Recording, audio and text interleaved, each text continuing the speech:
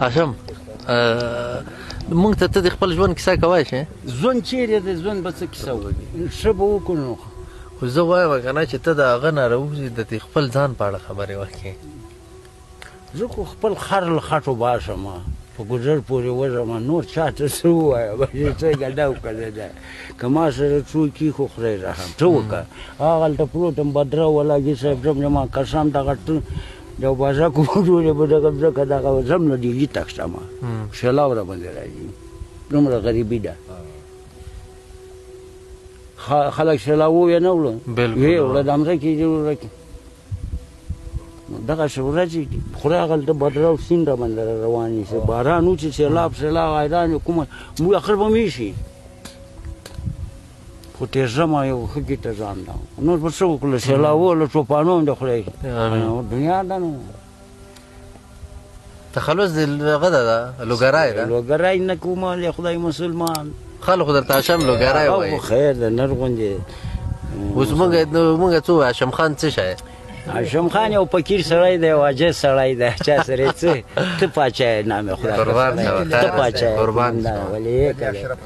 ته خو د اشرف غني کلیوال وې. خیا خو پاس د سرخاو دی، د لوګر د سرخ لیدلي مې نږدې نه دي، خو قومي ډېر تکړه خلک دي.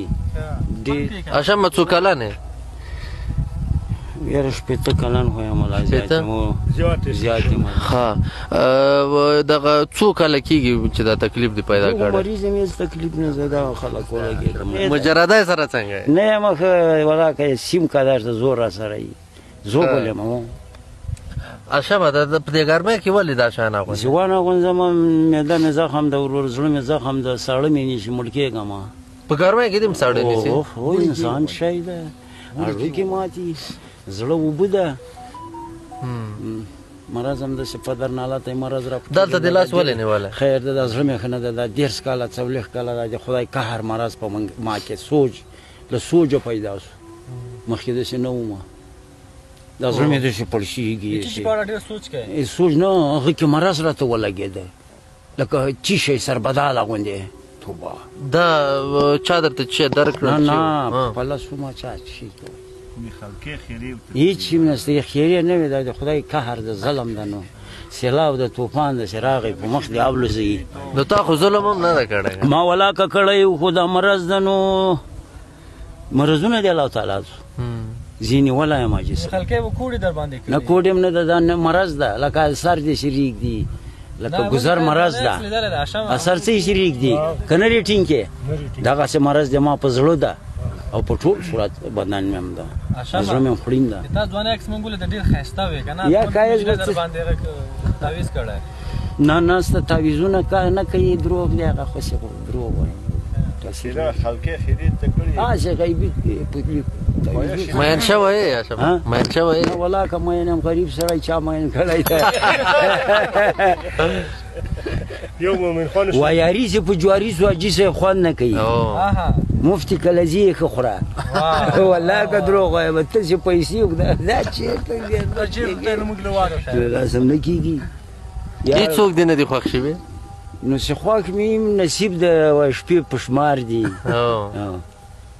چې خوښ وي څه کې درکوي؟ پخوا خلک وایي ښه 40 کلنه ښځه بې ودوله، اوس ظلم د وروره داسې حال د دنیا ده، څه کوو؟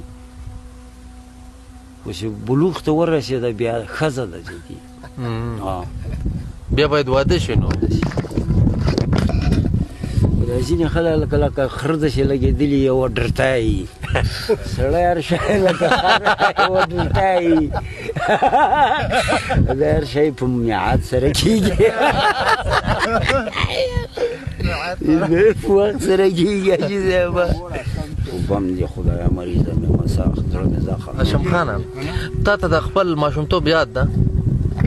څه یاد ده؟ ټول انقلاب و ټول درز یو ورځ هغه وخت کیسه ورته وکړه که نه چې کالو دې جوړول؟ کلا څه کوي د روسانو حاله ډېر مشکلاتونه مسافرۍ سخت ورځې اخر پکې ولګېدو. دا ماشینې دې وراره د خرې د خرکسو چې کار تېر باسلی وه بیالې په غاړه چې نوست وو که نه چې تا ویل که نه چې زنده‌باد پروفیسور برهان الدین رباني. زنده‌باد خدای هغه زنده‌باد نه له وسیله څه سو ګناه ده؟ څه خبره ده؟ څنګه ول څه سو په بم باندې مړ کړم